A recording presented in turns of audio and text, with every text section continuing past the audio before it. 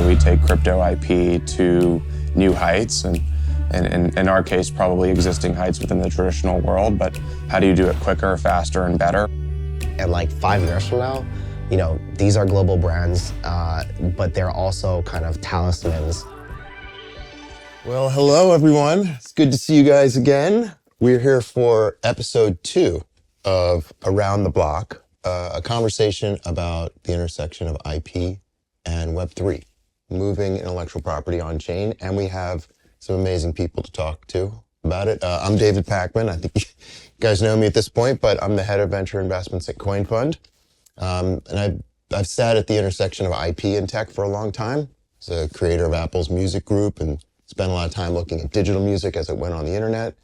And then in crypto, I got involved with Dapper Labs really early, one of the early experimenters and creators of NFTs, and the Flow blockchain, which really tried and continues to try to be a chain that's friendly to IP. But here I am with really the 4 horsemen of the most prosperous projects on chain, and we're going to talk about why you guys are so successful, and what other people should think about is as IP shifts from sort of traditional means of distribution and ownership to something more democratic and more interesting. So let's start with some introduction of you guys. Austin, you want to start? Sure. Austin, lead strategy and business development here at Doodles. I'm excited to be here. I'm Zagabond. I'm the CEO and founder of Azuki. I'm Nic Cabana, one of the co-founders of Claynosaurz and creative director. And I'm Luca Netz. I'm the CEO of Pudgy Penguins. So we met last year and we talked about what was going on, and we sort of reviewed the success of many of your projects. But a lot has changed now in February of 2025. We've got a lot of wind in the crypto sales, probably a bright future for tokens globally, but certainly a lot of change in the United States. We've all followed the NFT arc, and we're here at NFT Paris with a beautiful background, but I think we all kind of look a little sideways at NFTs and what they mean, and yet you guys have built these incredible communities and very successful IP projects that maybe have NFTs as a piece of them, but have really a wider set of attributes, I think, that excite consumers. So Luca, maybe let's start with you. Talk a little bit about your vision of Pudgy. I've heard it before and it's compelling, but if you don't mind just sharing a little bit about that, and maybe where you think the state of on-chain IP is. Yeah, I think our mission at Pudgy is how do we create crypto's ultimately next mascot or de facto mascot. And I think from our perspective, how do we become the face of penguins around the world? When you think penguins, I want you to think Pudgy Penguins.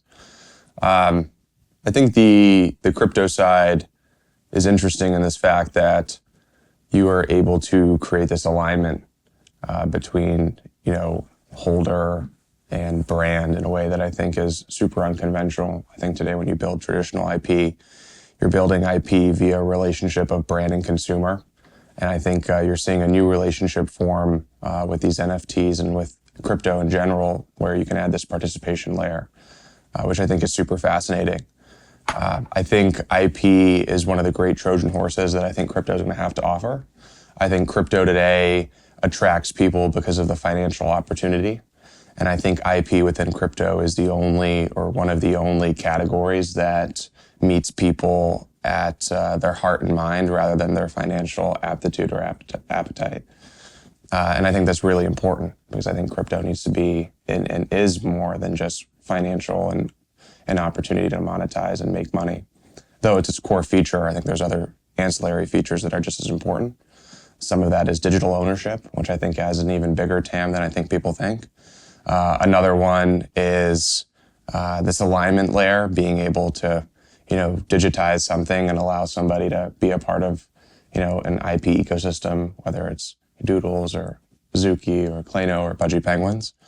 And I think our goal is just to push that boundary. How do we take crypto IP to new heights? And in our case, probably existing heights within the traditional world, but how do you do it quicker, faster, and better, which ultimately I think is a huge mission of everyone here at this table. So I think that's kind of how we're thinking of it and ultimately the role that we want to play. Would you take a minute and talk a little bit about the different products of how penguins come to life, how Pudgies come to life on chain and in the real world? Yeah, so I think when you look at what does it mean to build a brand, I think, all of us have some sort of responsibility to, pursue content on social, pursue content long form, via a movie or a TV show eventually. Products, I think, are huge. So I think our line is we have, a toy line that has probably 25, 30 SKUs. We have a collectible line that's probably around, 20 SKUs at this point. We've done monthly releases now for the last couple of years. Licensing is a huge part of how we bring things to life. So, whether that's putting things on consumables or putting things or putting the penguin on other sets of products. We have, I think, water coming out with Path Water, with bedding, things like that. I think it's just how do you permeate and proliferate the IP? And then there's also ways that you can tie crypto into that. So toys are a perfect example of that. Every toy that we sell comes with a QR code. That QR code points people to an experience where they can redeem NFTs on chain. And so I think that's probably the extent of our product line. Gaming, we have 2 games coming out this year, one on mobile, one on desktop.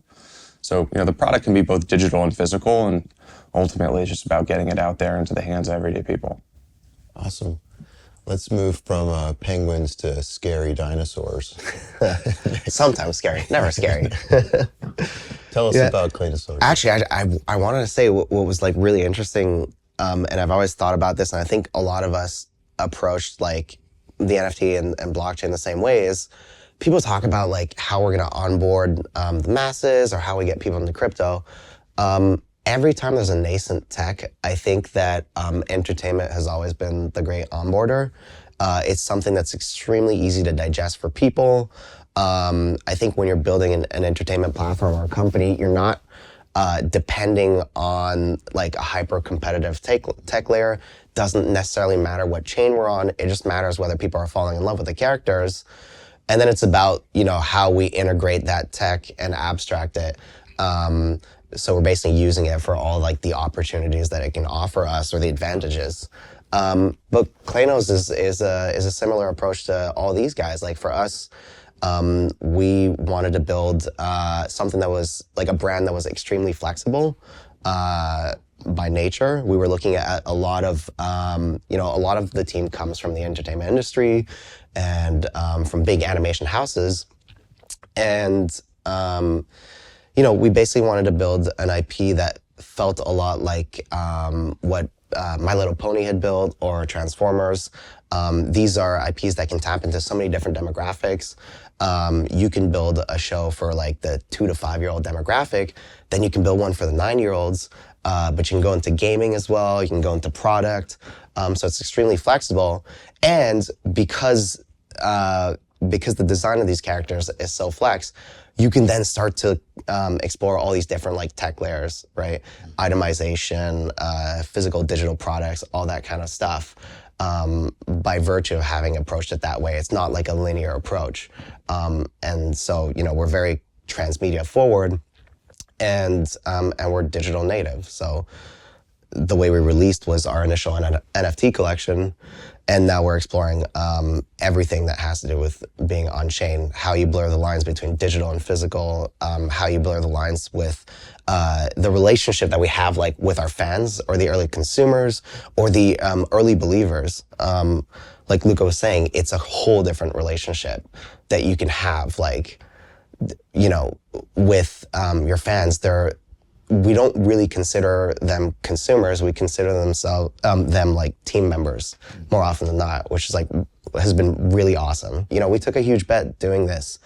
It's not easy. And I'm sure you guys can opine as well. It's like, so often when you're exploring nascent tech or a nascent ecosystem, you're made to feel crazy, when you're a pioneer, and you're made to feel like, this might not be the right play, or like, oh, you guys are like exploring this as a gimmick, and it's so much bigger than that. And I think that that's just a natural thing when you're kind of like building something in a fresh environment, which you've done, with Apple Music as well. But yeah, it's been good. It's been good. I know we've talked a lot about that, particularly from the animation angle, and I'm sure like Steamboy probably has some thoughts on that as well, right? Like when we acquired Golden Wolf in 2021, like that, or 2022, like that was a huge deal in the animation industry. Like you had a lot of people in uproar of like creatives, like I can't believe you're going to the Ingy dark told side. Me he would get like hate mail. And I know that the guys were at Blizzard, right? And like in the gaming industry specifically, a lot at the time.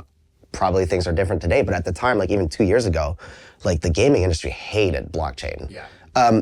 Maybe not the companies, but the artists, because some of them had their art stolen or whatever. You know, when it's you're early, of course you're gonna have like bad actors. But I don't know how it was like for you guys, if the guys have a story of like people at Blizzard going like, what the fuck are you doing or whatever. Because we had the same thing from guys from like Pixar, DreamWorks, Disney, like full on hate mail. 2 years later, they're like, could we no, get a that's job? exactly Like, it. It's this just is so like, cool. You have to, I think in any space, right? Like you have to be willing to be contrarian for a while and just know that like, that's the edge that you have is that everyone else doesn't see it yet. And so we, you know, felt really confident in that bet. And, you know, we are very grateful to work with incredible world-class creators and kind of were able to give them a heads up that this is probably how that was going to go. But now years later, it's the same people hitting them up of like, oh, would love an opportunity, would love to collaborate. They see the vision now. You just have to put the work product out for them to see that, oh, this isn't a grift, right? Like you actually are building real tangible value and like the creators are getting rewarded for that. The community is getting rewarded for that. How do you bring that all together? So yeah, it's been a crazy journey. Let's do an introduction, Austin, for you. Sure. So talk about Doodles. Yeah. Hey, Austin, Doodles. So we're a transmedia storytelling brand. I think we share a lot of kinship with the brands up here on stage as well. Doodles is really a palette for, you know, creativity. It's a canvas for people to project their perspectives on the world. And so anyone can be a doodle, anything can be a doodle. We've certainly explored, I think, all of the core verticals that you would expect. You know, we're on all of the social media platforms. We're doing all of the brand partnerships. We've worked with some of the biggest brands in the world. We're really fortunate to deliver things with McDonald's and G-Shock and Adidas and Rubik's in Arizona last year. So it was a really You're underplaying here. Yeah. 100 million coffee cups. Right? 100 million coffee cups, 14,000 stores. That's a lot of coffee. It's a lot of That's coffee. a lot of coffee. Yeah, and it was definitely like a cross the chasm type moment where I had a bunch of normie friends taking pictures of McCafe cups that like didn't even know that we were in McDonald's. They were just going to get coffee.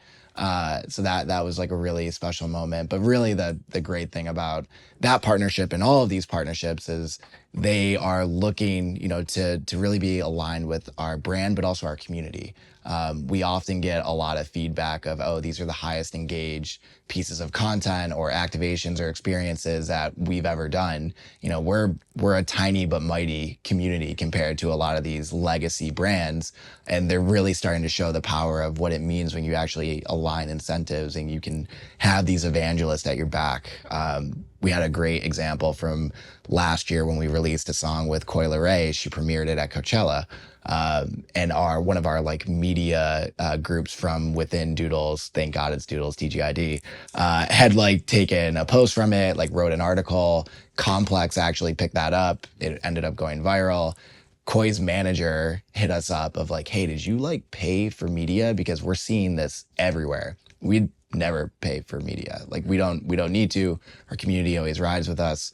And so it is a bit of like when people ask like what Doodles is, it's hard to like define. It's a cultural movement. It really is like a community built ecosystem and brand that takes the shape that you want it to take. And it's still developing. So we're excited for it.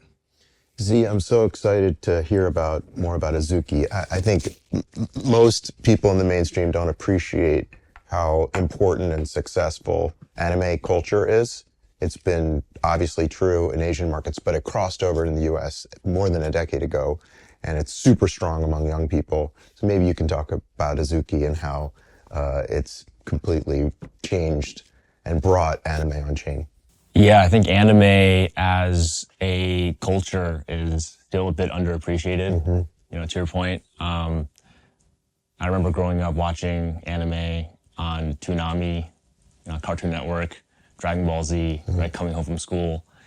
Well, actually, my first anime was Sailor Moon, believe it or not, when I lived in Germany. Me too. Really? I swear to God, yeah. It was the only thing that was on in Germany. But you would just watch it at home, and you don't really talk about it when you go to school, because it's kind of taboo, right? Like, oh, you watch like anime, it's, whatever. But over the past decade or so, like anime has become, a lot more mainstream, and it's part of, pop culture now. You see celebrities talking about it, and it's no longer weird, right? It's like, I think it's really dope. And so for Azuki, when we created the NFT collection, we really wanted to have an art aesthetic that resonated with the team. And for the founding team, we're Asian American. And so, we loved anime, but we wanted to do something that was not pure kind of Japanese anime, right? Something that kind of combined both East and Western aesthetics. And so if you look at the Azuki art style, it's not fully Japanese anime, but it's not like Westernized cartoon either. It's sort of right in between, and that's by design. And so the vision for Azuki since the early days has been, let's build an open anime universe. Because our thesis was that as tooling for creators got better and better, and as indie animators were able to create content and IP that didn't require a whole studio behind it, there should be a canvas for these creators to come together and co-create an IP together. And I think Bored Apes were the pioneers in giving each individual NFT holder commercial rights to their ape. And that concept really had a light bulb go off in my head where I'm like, okay, well, let's have them come together and build this IP together. And to do that, we need to first create a dope brand to curate the best people. And that was the inspiration for Azuki as a brand is, we're going to set the bar for quality. We're going to do really dope stuff and hopefully attract really dope creators, and they can come in and sort of co-create with us. And so that's been the journey for the past 3 years. And as the Azuki IP has grown, we're doing our own anime anthology series now with some really awesome talent in Japan. We've also staffed up the product team to actually build a platform for fans, and not just Web3 users, but kind of fans across the world. And so a few months ago, we announced anime.com, and we've been building that for the past quarter or so, and we're ready to kind of release the first feature in a few weeks now. It's going to be episode 2 of the anthology series. You can watch it live on anime.com. It's going to be a watch party experience. So all the fans get to come together, both, you don't have to have an NFT. You don't even need to know what crypto is. You just sign up with an email, and you get to watch the episode, and then there'll be a cool minting experience at the end. But again, no wallet, no gas or anything like that. I think it'll be a really cool way to onboard the anime industry, which, by the way, there's 1 billion anime fans in the world, right? It's just, so it's a massive fan base. Yeah, and they're so passionate too. And so I'm excited to help bring some of those users on chain. What's the process for fan-based contributions today? How do people submit ideas, characters, storylines, and then how do you curate and decide what gets incorporated into Azuki? Yeah, a lot of this is very organic. We just give this foundational lore, and we have this concept of taking the red bean, and that brings you into the garden through this Torii gate.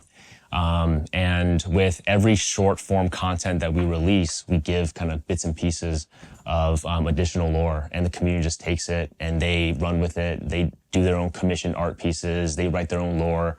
And for our writers and our content team, they'll take what they like and kind of, make it more official. And we've been working on this Azuki World Bible for the past couple months with the writers' room. And the idea is to have, this foundational lore to then get writers to come, write a script for us to then pitch to make long-form content. And so that's done. We're figuring out a way to actually show the community. So it's been a pretty organic process. There's not like any strict rules around like, all right, every week, you submit your ideas and then, we'll take it. But it's just been, pretty organic so far. That's a concept we've also really played with because, we're competing with legacy IPs that have decades and decades of lore and depth and things for communities to really interact with. How do you create like a base set of nodes that people can like really identify of like places, people, things that they can go and then build on top of and feel that they have creative freedom. And we're at such an interesting point with like the intersection of art and technology and AI and the ability to kind of speed run and accelerate that for nascent IPs. So we've been looking a lot at like, you know, establishing world Bibles, establishing places, but then how do you have the community actually interpret and create their own places and things and have the community like self-verify what things can be canon in our universe? We think that's like the power of decentralization in and of itself.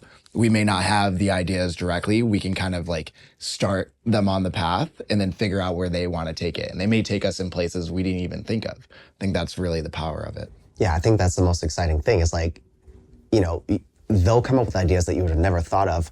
But like you say, one of the most complex exercises, a lot of us went to market with characters. Like that was our MVP product. Right. And oftentimes it was like, okay, there was kind of like an idea of what we were going to do with the world. But for the most part, it was like, we really want to release these characters, and that's the starting point. And it's design and it's branding.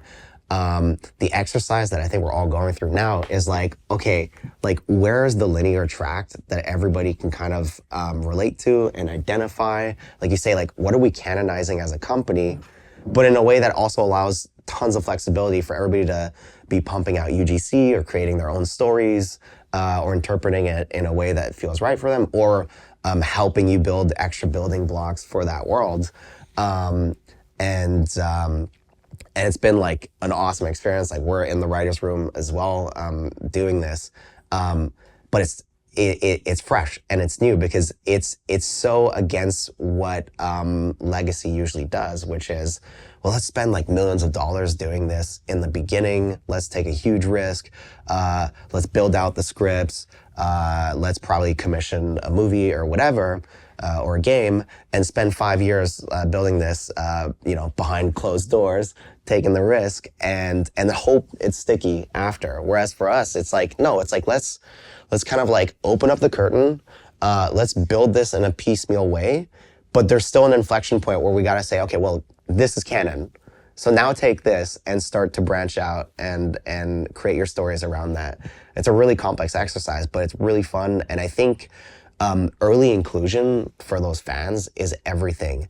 When they pitch ideas and they see those ideas come to life, or their digital personas show up in that content side by side with the stuff that you've said is canon, it is like next level emotional utility for people. And Nick, how are you communicating what is canon and what is not? In traditional IP, it's like, okay, well, if it's in the book, the comic book or the movie, that's canon. And then everything in between is, you know, fan fiction or lore or whatever. Yeah. How do you delineate? I think the way we see it is whatever the main account kind of says. For now, you know, Twitter is home base, but there's a few primary channels that as a company you have to decide. It could be the website. It could be your main communication channel, which I think for a lot of us is Twitter. You know, that is where things are canonized, just via the way that you kind of project that information, or in the videos we release. You know, down the line, I think most consumers are really used to like episodic or movies as a place to really recognize recognize canon. If you're making a AAA game, that could be the place where they recognize canon. But I think it's just like you find one channel that's more officiated that you nurture, and that's where you say, well, this is canon. But we're also looking at platforms that can allow us to communicate with like all those co-creators and allow them to vote on what's going to be canon and not. So those are like really interesting things that you can look at as well. Let's talk about ownership. Luca, you used the word early on in describing kind of what a Penguin owner or fan or customer feels like. Talk a little bit about what does it mean in on-chain IP to be an owner? What are people owning? How do they feel activated or participating in brands? I think it just comes down to the thesis in which the brand is building. I think for us, our idea is like, look, we're going to make products anyway. We need SKU diversity anyway. So we might as well tell this symbolic story of, you know, building with the community and then having to be able to participate in that upside. So I think from our perspective, that's kind of how we ingrain the two. Is like, look, when we're making these products, when we're doing these partnerships and collaborations, rather than just drawing the character ourselves, how about we just take it from the community? And then ultimately, they're kind of free to do what they want. I think when it comes down to building a brand, a lot of the hard part, we kind of saw this with Bored Apes, but like a lot of the hard part is exposure. Like a lot of people don't know marketing. That's where a lot of businesses fall short. And so, I would argue that if you were starting a burger joint, like you slapping a penguin on that burger joint has exponentially more credibility and familiarity to the average person than if you didn't. And they have the right to do that as well. And so I think that's kind of the beauty of it, is just being able to single-handedly identify and kind of tie in, somebody else's, ownership of their penguin into the growth and the success of the brand. When you partner with mainstream brands, like your Walmart partnership, for instance, does that run into roadblocks, the notion, or is it totally compatible with that type of distribution? It's totally compatible, because as long it doesn't affect their deal, right? It affects my bottom line, because then I just have to give the money to the holder. But it doesn't. It's not relevant. Now it can be confusing. So I've had conversations of like people knowing we've done this, and then being like, well, how does it work? And like, does that do anything for us? And I'm like, look, we got it all handled. So it's nothing but a 2-minute conversation. Mm-hmm. How about the rest? Do you want to talk a little bit about fan ownership and participation? Yeah, I think that's kind of the secret sauce of Web3 and this idea of aligned incentives.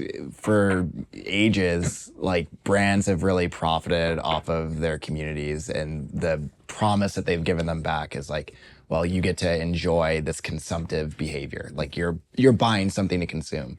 And in Web3, that is not the relationship at all. Like you are co-building this brand, and so you should be able to participate in this brand's upside. You should be able to create things and not just be able to have status for creating those things and people saying, oh, that was great, but actually participate in the upside. And Economic ownership. Economic ownership, yeah. And building products, being able to, we've had a program at Doodles since the inception, the incubator, which is basically like our community treasury, that we actually go and we put money into these projects, because oftentimes everyone has an idea, but how do you actually bring that across the finish line? How do you get the funds to do that? How can we bring resources to you to help bring these products to market? And also give, honestly, like a lot of feedback, a lot of advice. A lot of times people are looking for help and mentorship in bringing these products to market. And so we have like a great internal team. And also we've taken some garden caretaker leads as well, in terms of like how you guys have thought about it, of really building an ecosystem around that. But yeah, that's been really important for us, is how can we get these products developed? How can we put them in front of the community? How can we platform them on our own site, so that they sit, next to the products that we are creating as well, and build distribution for them.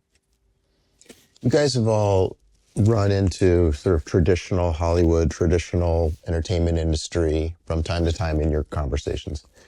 Maybe take a minute to talk about like what those conversations are like. You've had to recruit, Nic, Hollywood animators. You've been at Pixar and done lectures for them. Talk a little bit about, you've met with the Japanese animation companies. What is it like when you talk to them? Are they like, look, we're secretly jealous, we wish we could do what you guys are doing? Or is it like, I don't get it, why are you giving away stuff to your customers? Or is it like, these tokens are crazy, what are you doing? Let me hear a little bit.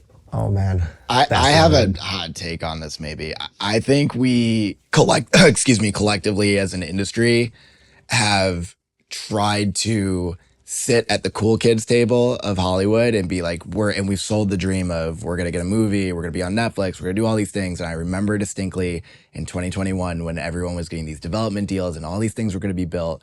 And we are now 4 years out and none of them are here. And I think the real magic is that we are collectively building internet native brands that do not need access to the cool kids table. Like we are the cool kids table.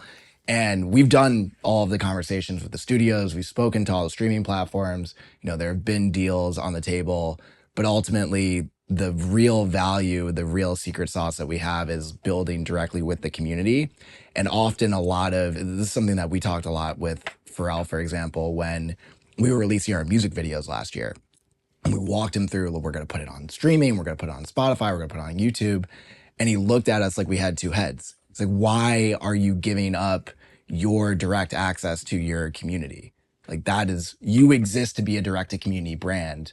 Why are you now inverting and sending that all out and giving away all that access for the hope that you get broad distribution? So that's not to say it doesn't make sense. We're still actively exploring all of those conversations, but I think it's a bit of a false promise. I think the real value is like, how do you continue to build owned and operated channels? That's why like I really like what you guys are doing with anime.com. How do you bring people to you where you can own the relationship and you can actually build real like a parasocial construct with them instead of just having more things for them to consume?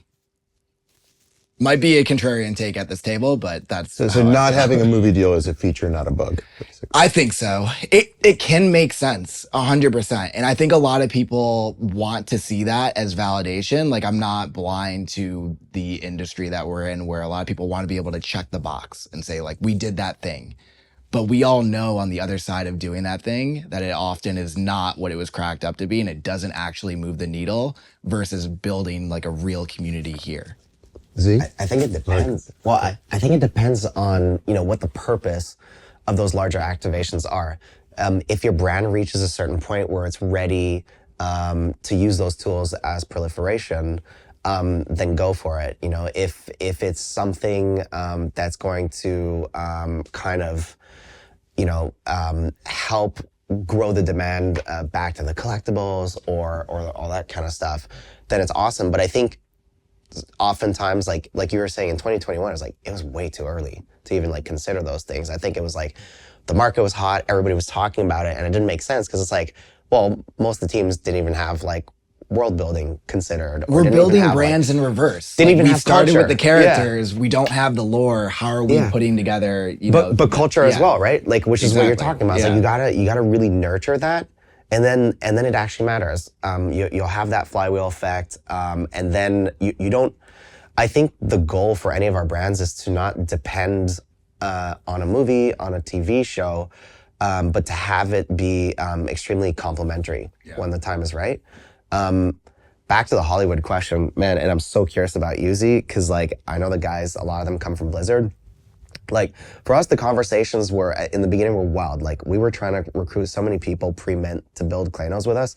We're a 3D brand. It's a lot of work. There's a lot of friction doing 3D. I know you guys are looking at some 3D stuff as well. And it's like, it takes an army. And so we were interviewing so many artists, like, we were super well connected. But as soon as they would hear, like, NFTs or crypto, they would be like, it's fine. I don't want to talk about it, whatever. This was like 2.5 years ago.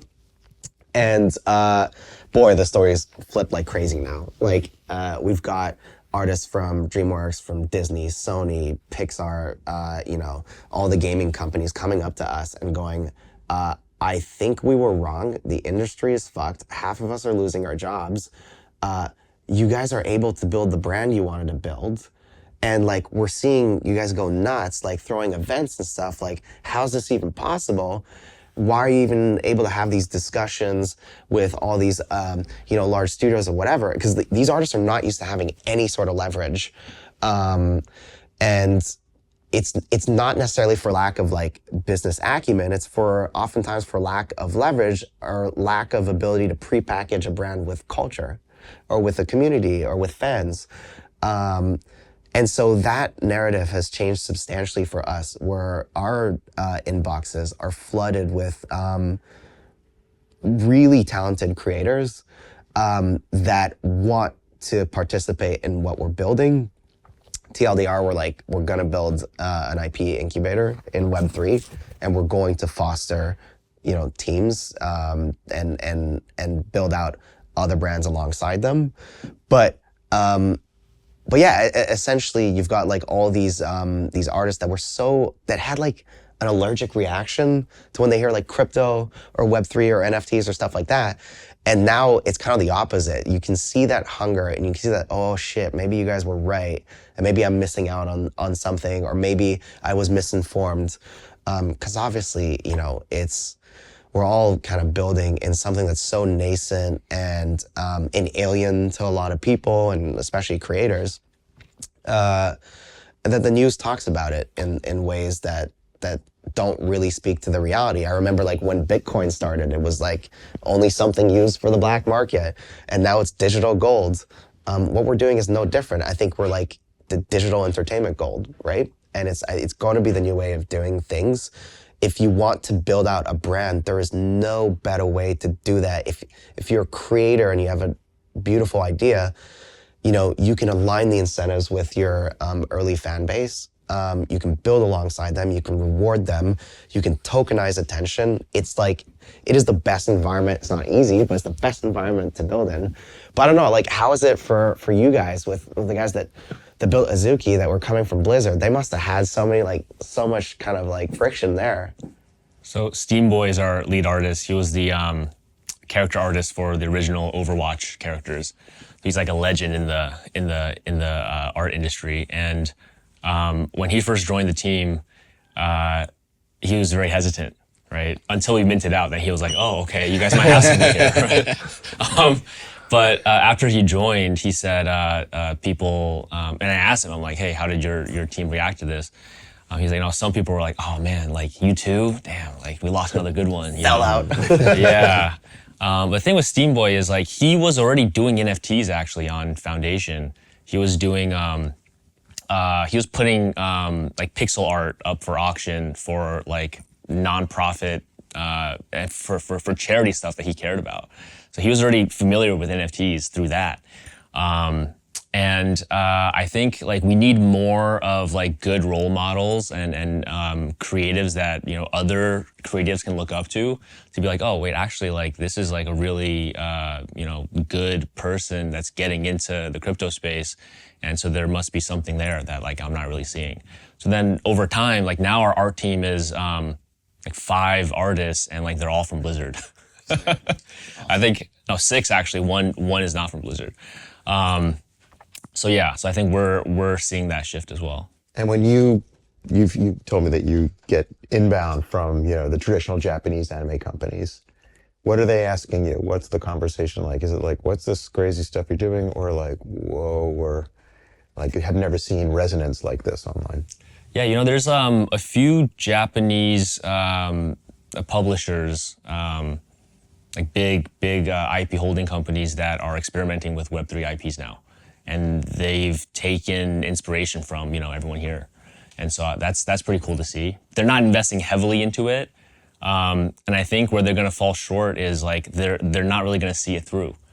Like the moment the community starts to FUD, they're like, "Oh, see, like we told you it's not going to work." And then it's like a very siloed team internally, right? And when I talk to like the leads of those teams, they're always like, "We're like the redheaded stepchild, right? Like, like they don't really have our backs," which sucks to hear. But I think over time they'll be more open to it through like big collaborations that their fans will be proud to see and that also generate revenue.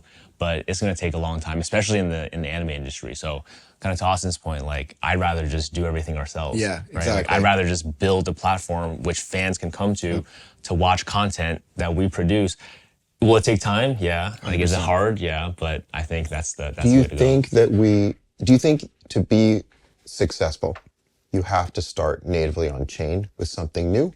Or will we see maybe this cycle, traditional IP, come on chain, move into Web3? So the challenge, Z said something around like, I don't think that they're going to see it through. Mm-hmm. I think when we see a lot of traditional legacy brands come into the space, they don't bring in people that are from the space. And we've had a lot of these conversations, particularly on the brand partnership side, where they see dollar signs when they see Web3. They see a vertical for new revenue and, they want to do a mint, they want to do all these things, but they don't realize that what they're actually signing up for is a completely different relationship with the community. Instead of having end consumers, they are now signing up for a contract with the community to build this together. And that is a bridge that is too far for a lot of them to cross. And so when the numbers don't materialize, or they realize like, oh, we can't do this mint, or it's going to take a lot of time and investment before we've actually built the trust to be able to monetize, they pack up and leave. It's not the easier road. It is the much, much, much harder road to build that trust versus just having end consumers, but it is so much more fulfilling and ultimately can be so much greater. You know, we talk about like doing with thousands what takes them millions. That's like a real thing that I think all of our brands have been able to appreciate, and the amount of leverage that we've been able to create for our communities simply because they all show up. But yeah, I don't think you're going to see legacy brands come in to the space and like really, there was always this promise even last cycle of like, wait till so and so comes on chain, or wait till this artist, and it always comes off, to be honest, as a grift like 90% of the time, because they're coming in with the wrong intentions. You have to really love it because it's not easy, and I don't think any of us have slept for weeks because of how much, you know, we put into this. It is really for like the love of the community. It is not the easiest path to revenue. Yeah.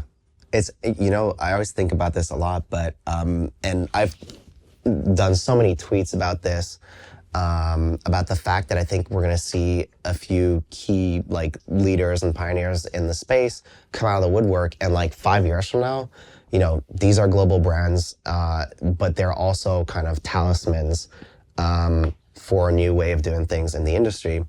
But I think about this a lot because I think that like paradigm shifts don't happen in isolation.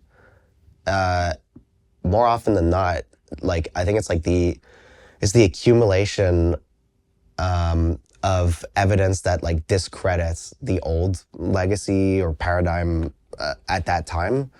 And I think that's what we're doing, is like the more winners and the more people that are doing it in what we know is the right way of doing things in Web3, the more you start to shift an industry. But it takes a couple winners. You know, I think you guys have done a phenomenal job, like, you know, really like leading the way there, and the speed at which you operate is fucking insane. But I think that you need a few talisman brands to signal to the entire industry that, holy shit, like these guys have set a precedent, and repetition is key here. And then, you know, in the next 5 years, you're gonna have a lot of brands come up to us, and some of them are already coming up to us and ask for, you know, consulting, basically, like, how are you doing this? And this time around, they'll probably listen. And when we tell them, you gotta be in the trenches, and we'll explain what the trenches are, but you gotta be there, they'll understand. Or even if they don't, they'll be willing to. But like Austin says, right now, oftentimes, there's a lot of legacy brands that are like, yeah, let's get in there. And it's like, it's free money, right? And it's like, no, it's not. But it's an investment that if you do it properly and you invest in community and invest in, you know, your early flywheel, then the return on investment in the next 10 years is substantially higher. Especially in a world where there's so much competition, where building out fresh content, new brands is really difficult. Most legacy like production houses or studios or whatever don't want to take risk on new brands anyways. You know, they're too busy doing like Marvel 900 whatever. In that ecosystem, you're a superpower if you are empowered to build new brands. But I think it's about doing it the right way.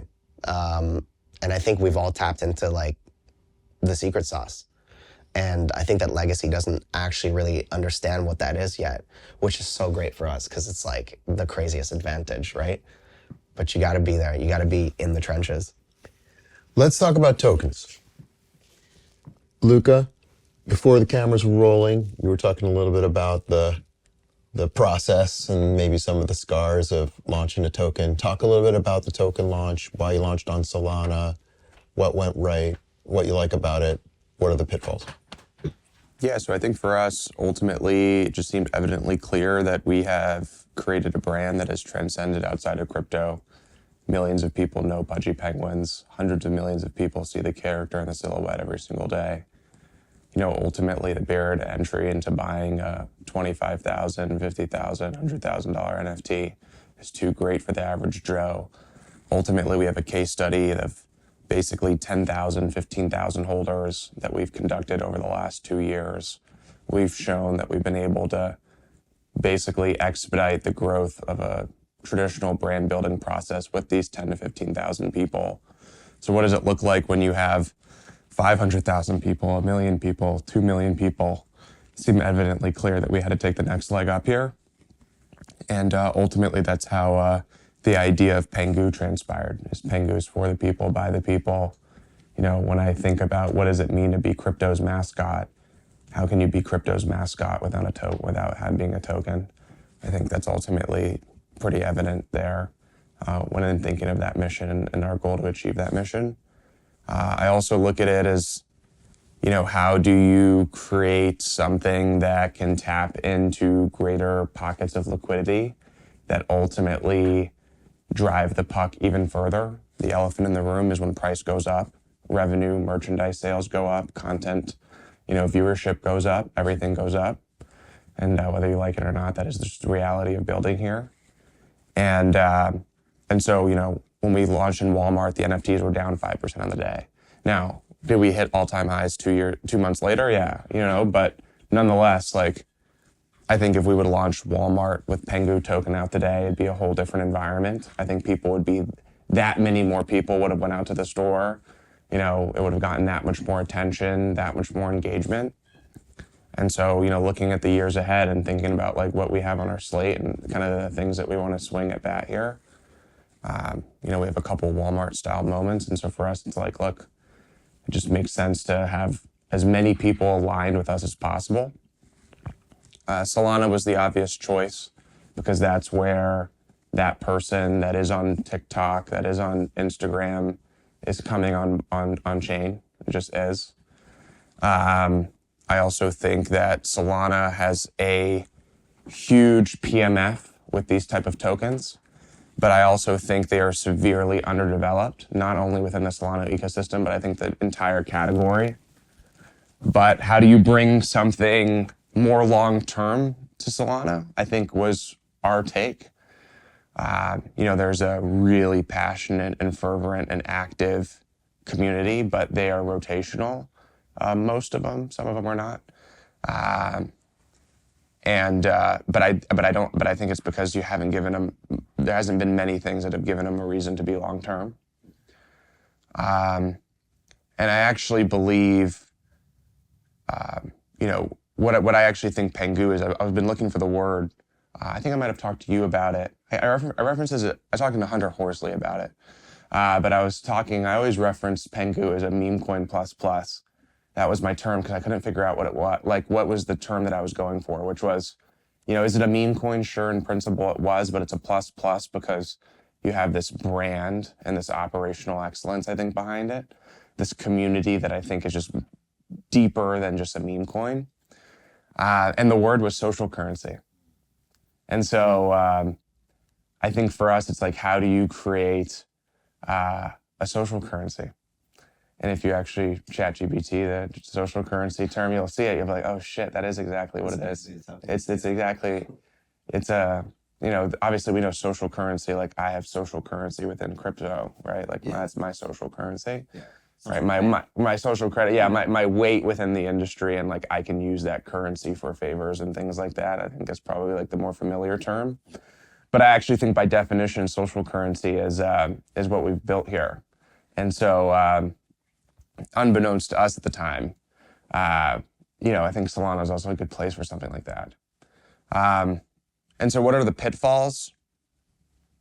I think in the short term, the ups and downs, if you are not steadfast, and if that bothers you, I won't pretend that it doesn't bother me, because again, the elephant in the room is how you're judged in the crypto space by how successful you are, whether you like it or not.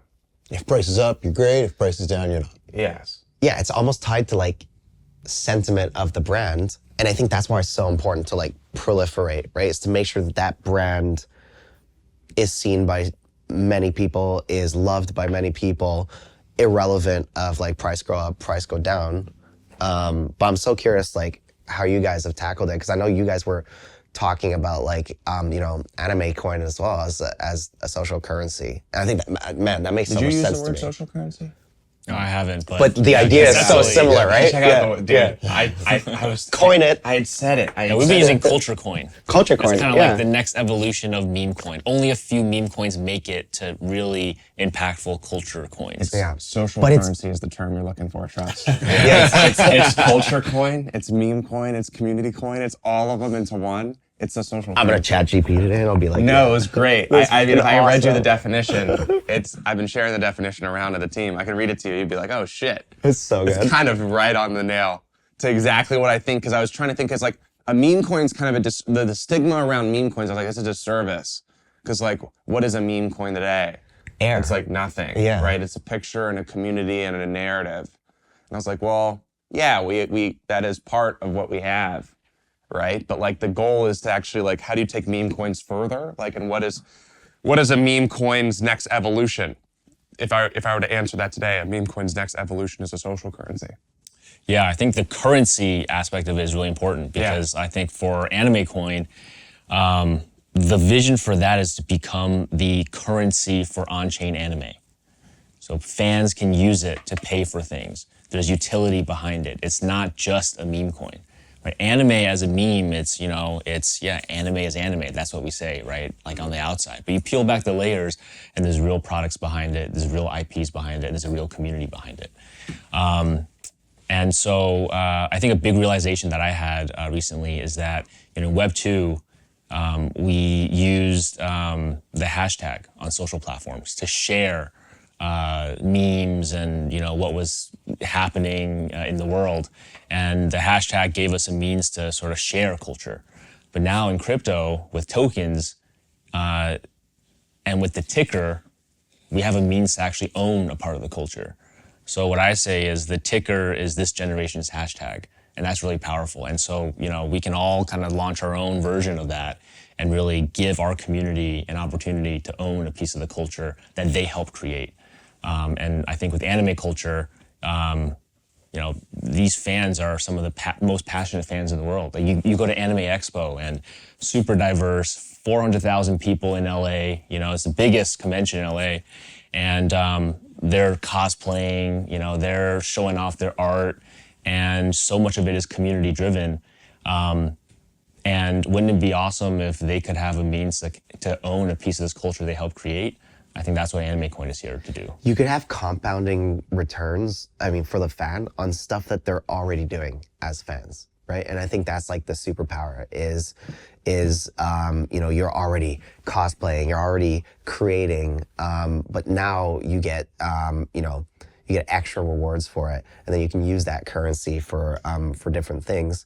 But speaking of ownership, it's like, like everybody knows Trump just released that coin, right?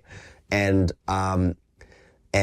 to me, the interesting thing is like, I still have like one of those coins left. And the reason I have it, I'm like, dude, that's like a memento in time.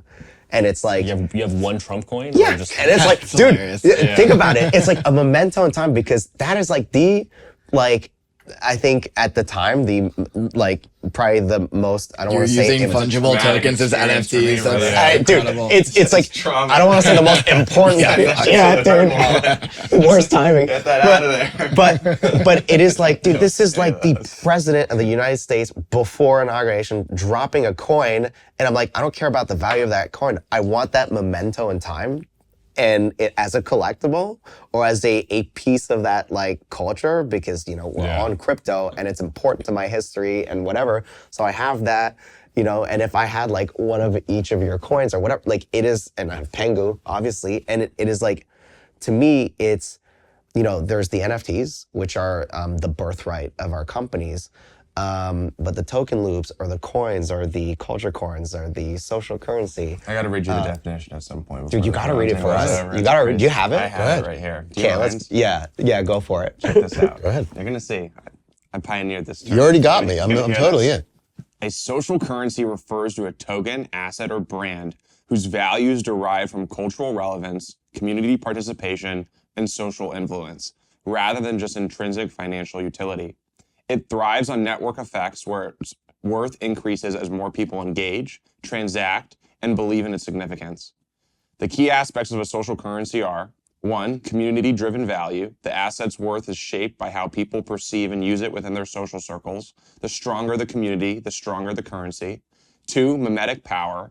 Viral potential and shareability play a huge role. Memes, narratives, and social trends influence its adoption. 3, access and identity. Holding social currency often grants exclusive access, status, or membership within a cultural movement or ecosystem. 4, influencer and brand adoption. Its legitimacy and desirability grow when key cultural figures, influencers, or brands adopt and promote it. And then the last 2 are transactability and utility. A social currency becomes more valuable when it has practical uses such as payments, rewards, or social recognition. And the last one is scarcity and speculation. Limited supply, exclusivity, and speculation can drive demand and price action. That's Pengu it. is a social currency. That's amazing. Hey, ask what the some examples of. Some existing examples of social currencies? I'm curious what it spits Because out. you know, it's so funny because like we were trying to wrap our heads like, okay, you got a utility token. What's the difference with like V-Bucks or like a Fortnite token? Nobody holds Fortnite coins if they're not just intended to buy gun skins or whatever. But with a culture coin, it's not just the utilitarian piece of it. It's like you're also believing in it, believing in the brand, and you're holding like a piece of that brand. And if we're talking about, you know, stuff like licensing deals or you know, rewarding people for using their characters, it's such an easy funnel, like to do it via those culture coins.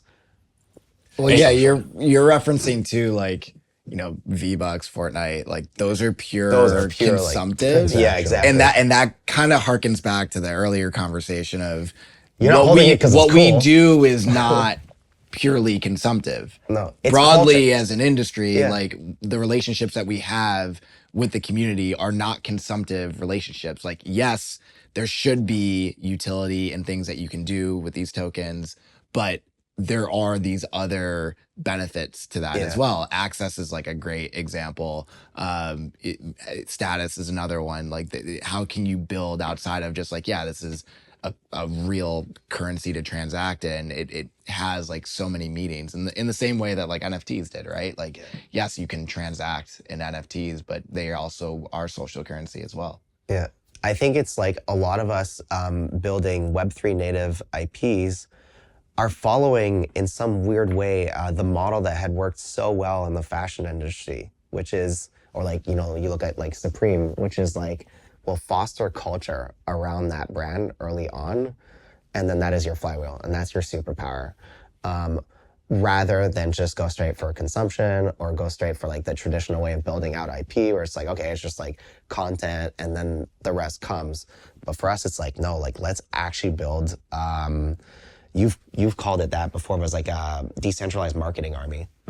But it's culture ultimately. And then you can tie it with the coins, you can tie it with the NFTs, with everything else that we have going on. But yeah, to me, it's like, it's such an exciting way to build, for sure. I just thought of a random idea. Like, as you were talking about Trump coin, right? Yeah, You know, like with like fiat, you got like George Washington on the dollar bill. Trump should put his face on a like stable coin. Like, imagine if USDC had Trump's face on the logo. If he heard you, He's the that's first gonna crypto happen. president. That's gonna happen Right? now. The second this comes out, he's about to do that. Yeah, I would not surprise That would me be if sick. he buys back, if they buy back. the World coin and Liberty make it- Finance will probably have a Trump stablecoin. Yeah, dude, Probably. that's bullish for crypto, I guess. So, Yeah. Austin, let's talk about Doodle token. Yeah, so yesterday we announced Dude, the official token of Doodles. It's been a long time in the making. I know it's something that our community is really excited about. For us, it's a way of kind of what Luca was talking about earlier, a way to losslessly capture attention and rapidly grow our ecosystem. We're ultimately rate limited by the amount of NFTs that we can create. You know, OGs are sacred in our ecosystem. And so the idea was we didn't want to do another collection, but we do want this to be a brand that can be grown and appreciated by all. So we're really excited about that. We also are launching on Solana. I think it was the obvious choice for us as well. We talked with your team a lot about that and was super helpful. But ultimately, we need to meet people where they are. 92% of meme coin trading is happening on Solana right now. They have the best retail distribution, the best products available for it. The monolithic approach is very easy for trading. We're still really, really bullish on Ethereum. We're still building our products on Base. We have a great relationship with that team. We have a lot coming in that ecosystem as well. But it's about, for the different end consumers, what is the best place to put those products? And we've kind of been multi-chain from the very beginning, and so this felt like a natural extension of that. The Solana community has been overwhelmingly positive since the announcement last night. It was our fastest growing announcement that we've ever done. We hit 1 million views in 5 hours, so it's pretty remarkable. And yeah, we've got a really fun go-to-market plan. We're going to be doing a lot of activations. We'll be at ETH Denver and doing something really fun with Solana there, so people can look forward to that if this is out by that time. And yeah, just trying to show that we're not just here to launch a token. We're here to really build with the Solana community. We have a lot of great make something activations. We're working with a lot of creators within the ecosystem. We've partnered with a lot of different communities there as well. So it's going to be fun. Welcome to Solana, guys. This guy 2 years ago was crazy. Yeah. But not so much, Yeah, right? yeah. Do you have to given that you've got your community on Base, Yeah. and you're going to have Dude on Solana, Yeah. do you kind of just want to leave it to the consumers, like the users, you guys need to get your own wallet and figure it out, or do you guys want to orchestrate kind of like a cross-chain experience? We've got some dope things planned. First and foremost, we think chain abstraction long term is the play, right? No one's gonna care what chain you're on. In the meantime, I think a lot of the various bridging that's available is pretty robust. Our claim experience, we learned a lot from watching everyone else in terms of how to make it as clean as possible. We're gonna allow our community to kind of skip the line, if you will, when it comes to that, and they'll be able to pre-register their Solana address directly within their already existing studio account, and we'll airdrop them their token so they won't even have to claim it. We're also working closely with Phantom for the other communities that will get claims so that they can uncompress their tokens directly within their Phantom wallet and not need to go to a claim page. So we're going to make it as clean as possible. We already have partners within our product that allow for cross-chain swaps and bridges. So we're going to make it really smooth. But ultimately, these tokens should have liquidity in places where people are doing actions. It's our plan to be a multi-chain very quickly. We already talked about how we will have a bridge to Base. We will have a liquidity pool on Base as well.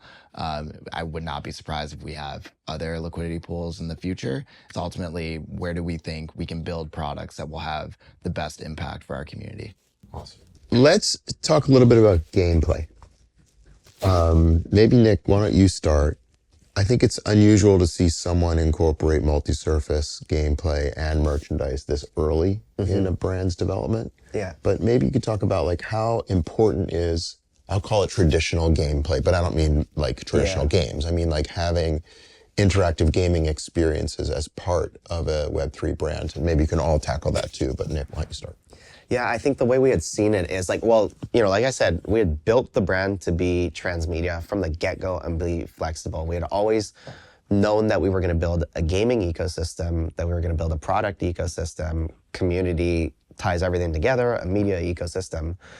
And the idea behind gaming was it was a amazing opportunity to figure out a way to have on-chain activations, to have on-chain itemization, but also to inject the characters that people were already collecting into that game.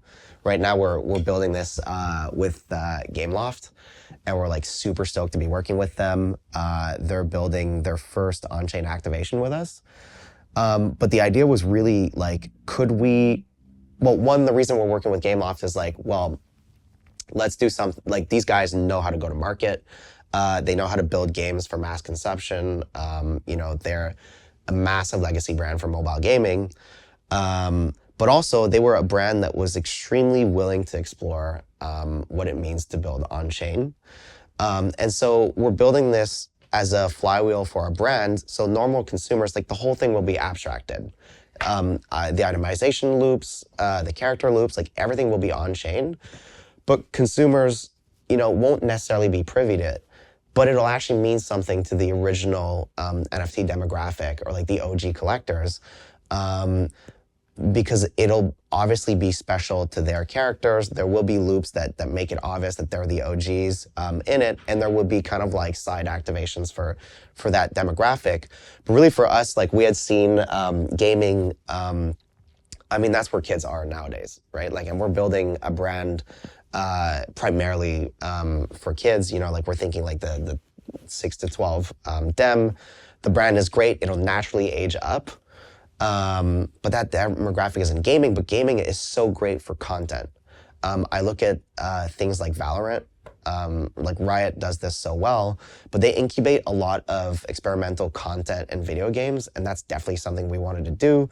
They can incubate different ways of doing things, digital activations, things like that, and that's what we wanted. So we wanted a platform to experiment with.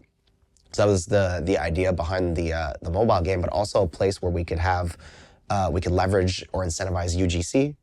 We can create loops, for something like a token. We can do so much with this thing, but at its core, it's got to be fun. It's got to have, it's got to be simple. It's got to have a decent story, and it's just got to be a flywheel for the brand. But under the hood, we're leveraging the crap out of it for like all the tech and like strategy opportunities.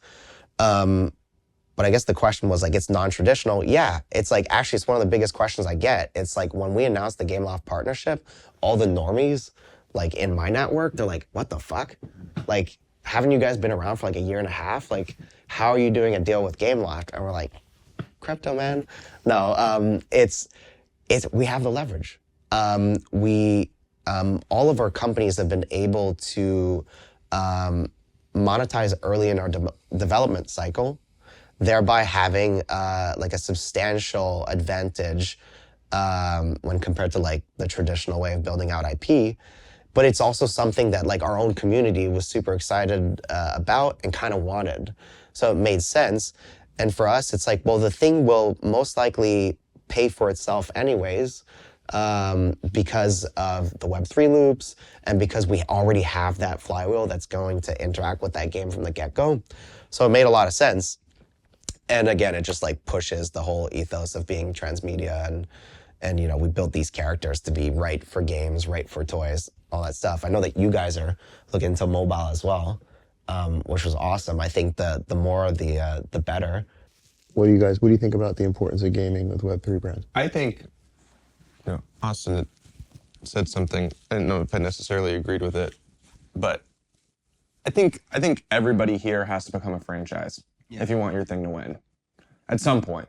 And so there's only 3 ways that you can actually truly become a mass market phenomenon and be a franchise. It's a movie, it's a TV show, it's a game. Those are the only 3 ways. You have to do one of those 3 things. If not, you're gonna be cool, culturally cool, but like, yeah, you wanna be like, at the end of the day, like there's levels. Do you wanna be, Kith, or do you wanna be Louis Vuitton? Like you can be, that's probably like a bad analogy. You'd probably give me a better analogy, Z, because you got all the fashion swag. But let's Kith or something more mass market, you're saying, right? Yeah, like what would be the mass market? Like Neiman Marcus, right? Well, that's not even. Well, maybe like Uniqlo. Yeah. There you go, maybe Uniqlo, maybe Zara. But I think you've got to hit those 3 things. I mean, one of those has to converge, even the product, like, or you go Hello Kitty. So like Hello Kitty's story was like, they own the manufacturing, they own the actual place, and they could just do like thousands of different SKUs. And so like you were able to like do pencils and like, like just such a robust, deep product pipeline, but you need like hundreds of SKUs to pull that off. A couple guys in Asia are really good at that because they have the direct line to the like they are the manufacturer. Yeah. So those are probably like the 4 ways that you could probably break, with the product one being the hardest. Like you going straight product and thinking you're gonna build a global franchise, like Hello Kitty's probably the only example of that. Like it's like a true anomaly. So you have to do one of those 3 things, like no matter what. You can own the platform, you cannot own the platform. That I agree with. I think ultimately, you've probably got like a very interesting thing going on. When you bought anime.com, I was like, bro, that's genius. I was like, one of the first times I ever looked at something and I was like, oh yeah, it's really fucking smart. and like you said, it's going to be really hard and it's going to be a long process. But like that value capture could be like ginormous. Like the enterprise value there, like if you pull that off, hopefully when you pull that off, could be like orders of magnitude bigger than any singular activation that a lot of people could kind of do one-offs. But you have to do one of those three things. You have to do a movie, a TV show, or a game. Like it's the only, there's probably one or two or three or four examples of the contrary. But like, let's just assume that like those are anomalies and those were moments in time and or they had some sort of proprietary edge, like owning the manufacturer. And so I think like, if you want Azuki to be global, Doodles to be global, Clayno to be global, Pudgy to be global, one like truly global, not like truly global, where like people are really like, it's like licensing revenues north of 9 figures. Like you'll never get there without one of those three things happening. And so I think gaming is important for us. Gaming is important for us because I think we can tap into a nostalgic nerve around gaming in how we're positioning it, which is the Club Penguin nerve. Club Penguin was one of the great travesties in gaming because it was bought by Disney and shut down because they didn't want to have the liability of being in gaming, but it quite literally was the first true metaverse. And so I think there's a nerve I can tap into there because people are yearning for that. That wasn't a thing that just dwindled down. That was a thing that was shut off, right? So people wanted it and they turned it off because it was a bad purchase and they left it to the wayside. So I think one of those three things has to happen. So for us, it's like, well, which ones make sense? Which ones can we go give it bat? I think gaming makes sense. One, for that nostalgic nerve. So we've been working on a desktop game for, we're a year late on shipping it. And we'll probably be another year late on delivering it again, just because I think it's so important that we get that right. We have the mobile game that we've been working on. I think mobile is really interesting in that respect. Obviously, movies, TV shows, you have to do one of those three things. I think that I think is the way that you take over crypto, you take over outside of crypto. If you're looking at it like very transactionally of like, how do you win the race? You win the race by becoming a franchise. No one's done that yet. Like a true mass market breakthrough transcendent franchise. That's where I think the biggest opportunity lies. And I think you have to do one of those three things really well. One of those has to take off. So I think gaming for us is going to be one that we've been thinking about for a while. We initially got into the gaming thought because of our distribution through the toys, right? And so like webkins and trying to tie in blockchain, and ultimately it was a character builder. And once it was a character builder, you're like, oh, this is very lackluster. And so like, okay, what is the next obvious iteration of this lackluster product? Well, it's like, okay, buy a toy, get traits, customize Penguin, take Penguin in open world and play with your friends. Yeah, taking it into open world and playing with your friends is easier said than done, right? So I think that's like been a lot of the build out for the last year and a half. But I think those are the three things that if all of us want to be like, for me, once one of those three things happens and they break through, that's when I feel like I'll be in a position like we did it. I don't think you can really say on the IP side that you can say you've done it unless you have one of those three things break out. So I know you're going double down on anthology, on the anime series, gaming, Doodles doing a bunch of. You guys doing anything on those three? Yeah, I mean, we released a short film at Toronto Film Festival in September, and so I want to make sure like my words weren't misconstrued. Of like, I don't disagree that you have to do one of those three things in order to like cross into mainstream relevancy on a truly global scale. But I think the necessity of where you distribute those is rapidly changing. I think people are going to the movies less. I think Netflix is obviously growing, but also like people are looking at more and more short form. I think just look at the example of how you've been able to grow your shorts, like the amount of people that are going there for their content. What does it look like to release a full length movie versus a 20-minute short film versus a 1 to 2 to 3 minute episodic that you're putting on social platforms? So for us, it's much more of, one, we want to continue to own the relationship. Two, we do believe that like socials have a place in the ecosystem as a funnel and growing that affinity. But I think often people put the cart before the horse and they try to do that too quickly. They end up in development hell for years and then they bring something out and they miss their one shot. And so I think we're actually all building it the right way, where we're continually getting more shots on goal before you take that really big swing. That's good clarity, thanks. I appreciate for that. sure. I misconstrued what you said earlier. But my I think there's an opportunity with like who can crack. Remember that? I just remember the name a couple weeks ago. I saw it for the first time. But I think there's like something like a high production like Instagram. I wonder like if that could take off. I feel like you could maybe get it a crack because you guys are kind of already doing that. Like, can you actually like pull off like do you think you could do a global series like via Instagram Shorts? Like, do you think that could, I got thoughts there. 100%. You think so? I'll everyone's tuning in on Friday to the page? It's just about trying. And I think that, Someone's got to try it. Yeah, well, I'll give you an example. So like, and Golden Wolf was at the Collisions as well, but so we got a whole bunch of awards this year, like industry animation awards for our work in Instagram. And that was one of the few award shows that was looking at social media like a valid place to reward for the work that you do. We tried to apply for the Annie Awards, which is like the premier, like the Oscars of animation. They do not recognize social media. They recognize TV and movies. And recently they've said TV and movies are the same thing. So they don't even categorize the two. And then they have like maybe like a marketing division, and then they have video games. This is like the World Awards for animation or for content, right? And this legacy kind of way of thinking is, I think, a big point of friction for exploring these avenues. This is like legacy saying, oh, it's not even worth considering social media as a viable place to incubate episodic or something that we consider as quality. And I think that our brands have like such a wild opportunity to change that ethos because we're risk takers, because we say like, fuck it, like we have the leverage, we're gonna do things different. And we're gonna incubate, quality materials, perhaps longer form on social media, stuff like that. Now, whether it's about like building a new platform for that or just going straight to like high quality on those platforms, I don't know. But I think that that's what I'm seeing is that that legacy entertainment kind of world, for the most part, just doesn't think it's viable. But dude, Hollywood has always been so slow to react. Like they are allergic to change. The amount of times we've heard, well, this is the way things are done, right? And it's like, well, okay, but why is our model working?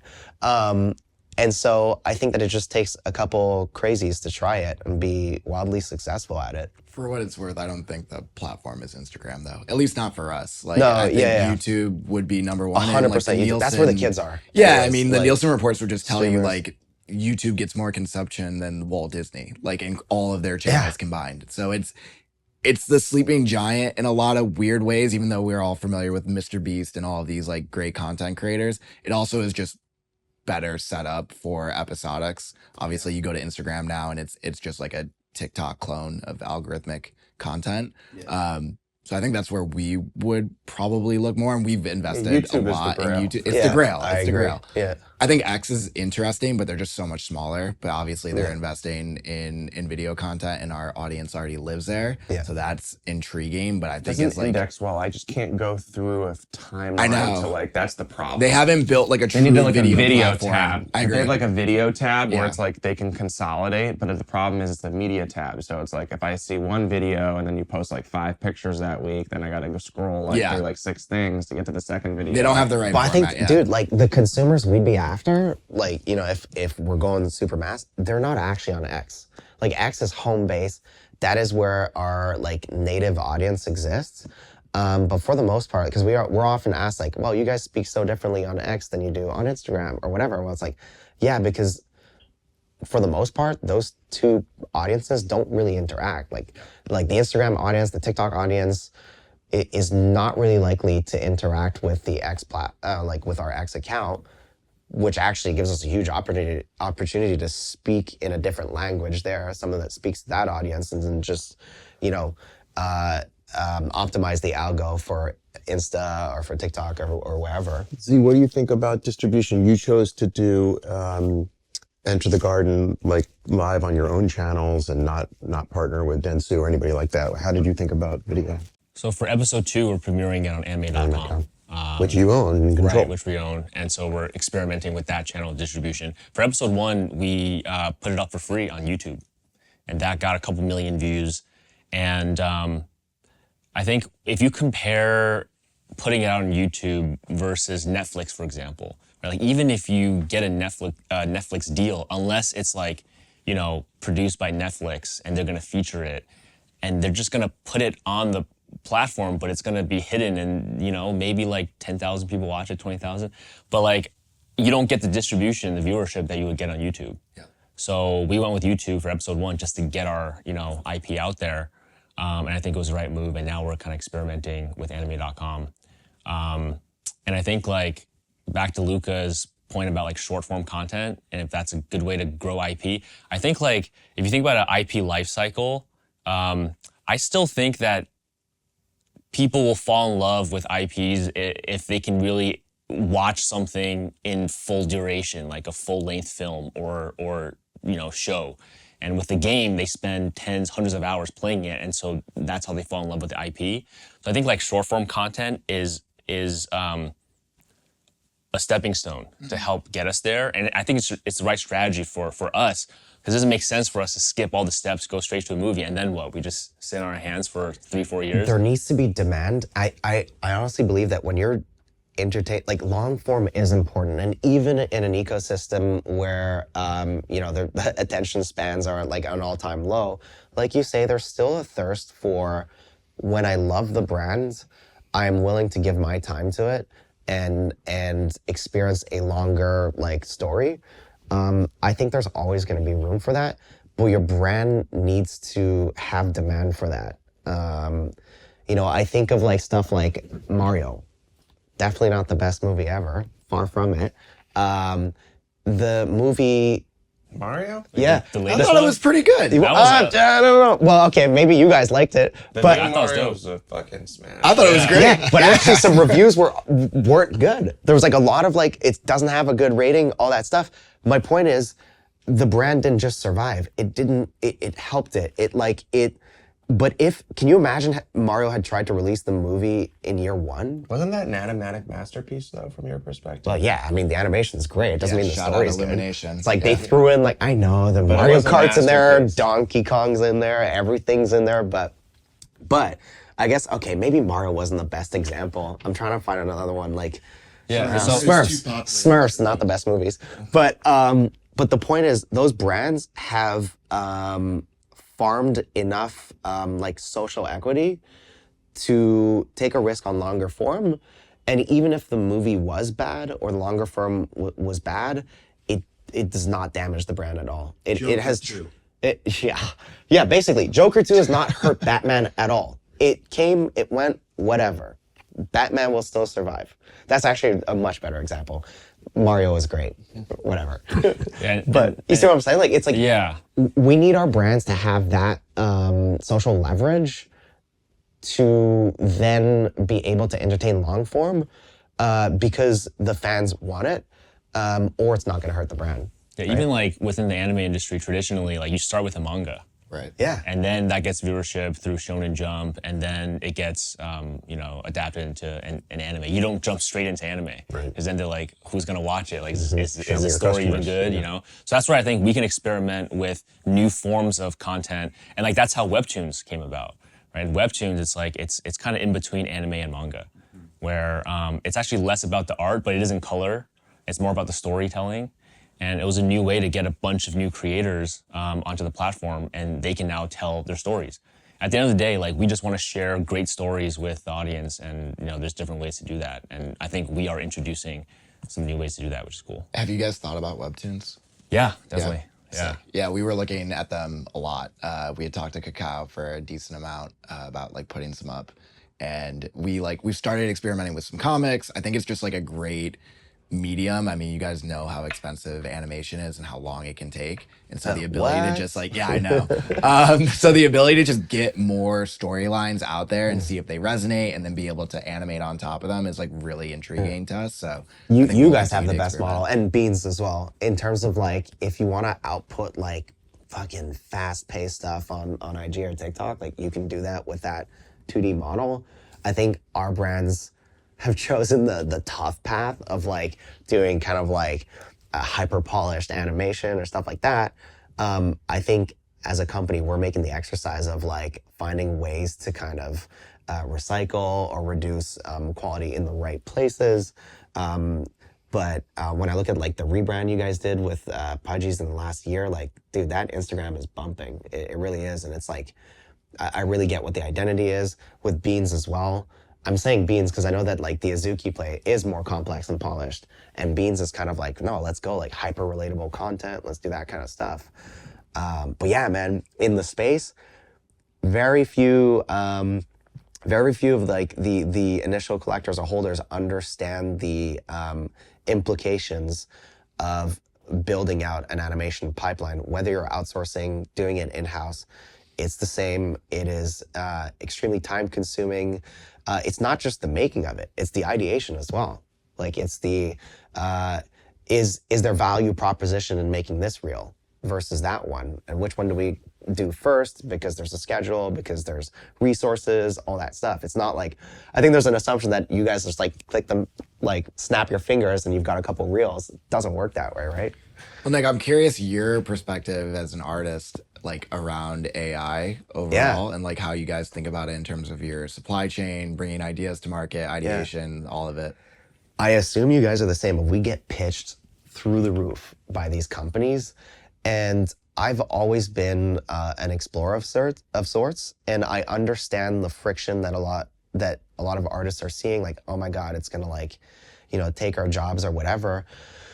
I think that oftentimes as animators, okay, one, just to give you the answer is like, yeah, we're definitely exploring AI, like 100%. There's no two ways about it. As a UGC tool, it's going to be incredible. I know you're talking about it all the time. Like, dude, if you can empower your community to, at the flip of a switch, build alongside you, that is insane. Like, that is a superpower.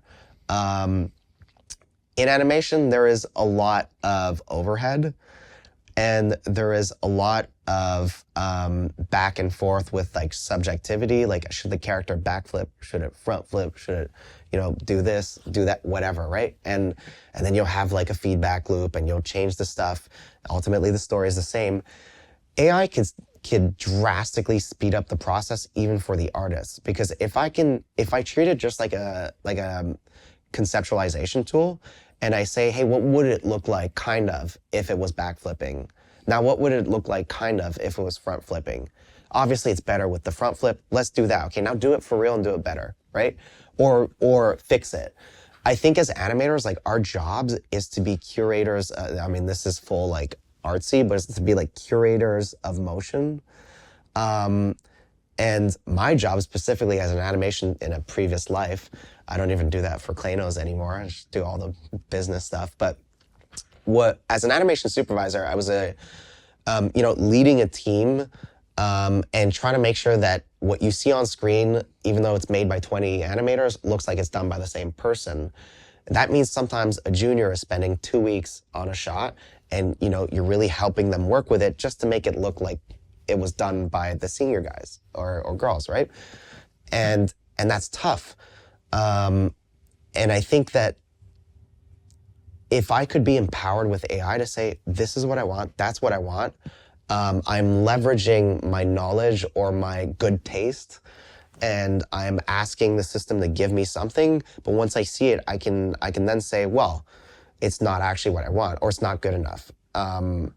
Then I think a lot of the creatives will migrate towards that model of being conductors more than crafts people. And the reality of it is, like, you're trying to bring your art form to it. You're trying to be like hyper creative.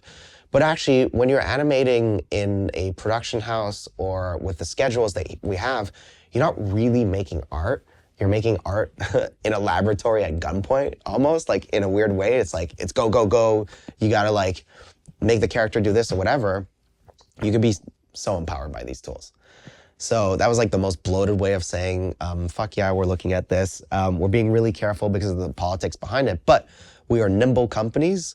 This is not something Disney is going to be able to do anytime soon, because they've got, so much, corporate loopholes and the unions and all that stuff. And I think that we're in a position where we can be a pilot program for a lot of these AI companies. And you can resist it, but it's coming. So the question is, how do you leverage it in a way that is sustainable, that is morally correct, I guess. But how do you leverage it for all the things that it can offer you? And I think that it can make creators better creators. Let me get from you each one rapid fire 2025 prediction. This is going to be memorialized as meme coins. I'm going to sell your predictions, and then they can either be shorted or long, depending if you're right or wrong. Okay, so it's February 14th right now, 2025. Happy Valentine's. I think the AI crypto market cap is something like 6 billion, 7 billion right now. We're seeing like slightly an uptick. I think that 5x's this year. I think it's clearly the most like paradigm shift. That's kind of why I was asking about it. Like an absolute paradigm shift is about to occur. I think everyone is like hyper focused on these agents as toys, as like narrative slop right now, and aren't actually seeing like really the ramifications on the back end between what's happening on like DeFi AI and the ability to just have these agents go and transact on your behalf and manage funds on your behalf, to being able to like rapidly accelerate the content production process, to effectively, I like your idea of like a conductor, right? We talk about a lot with our community, this idea of making something. And I think some of them get frustrated of like, what am I supposed to make? Like, I'm not creative, or, I'm not a writer. But what if you're able to empower an agent on your behalf to do these things when you're not there, when you're sleeping? We talk about infinite content engines a lot. So I think we're going to see like a rapid acceleration of that as people kind of wake up that this is not a new vertical. This is something that touches every vertical.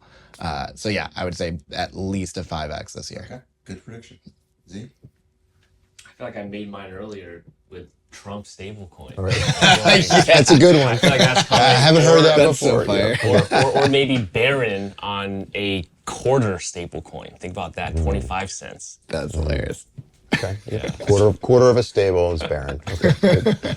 Oh man, I'm going to be so uncreative, but I reflect what Austin said, and definitely like, yeah, Trump stablecoin for sure.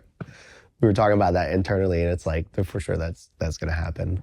That's a prediction. But for 2025, I think that we're going to continue to see these 4 brands really like leading the way. And I know it's so cheesy and it's like we're all here, but I don't see much competition in that in that vein. And I think that all of us just need to keep exploring these new strategies and doubling down on them, and going hard. And I think that maybe this is not a prediction for 25, but I think in 26, most likely these 4 brands are known on a global scale. I know what some of you guys are up to, and we're up to some crazy things as well. And I don't for a second doubt that that's going to happen, and will be talismans of real Web3 incubation, or I kind of call it like new digital incubation, because you don't have to say Web3 all the time. It's like, it's just the internet at that point. Like, dude, 2 years from now, it's just the internet. But yeah, these new digital strategies like will be talismans of that, for sure. For sure. Luca. 2025 is the year of the social currency. Let's go. Yeah, Yes. bring it But back. how do I buy into that? How do I know whether you're right or wrong? Get a Penguin phantom. market cap. Okay. All right, here we go. Is what? Market cap, 10 billion? All-time highs. Yeah. I broke my 2024 all-time highs. Okay. Okay, no There you problem. go. Year of the social currency. Okay. There we go. I like it. I believe it. Hell yeah. Yeah. Awesome, guys. This was fantastic. Appreciate it.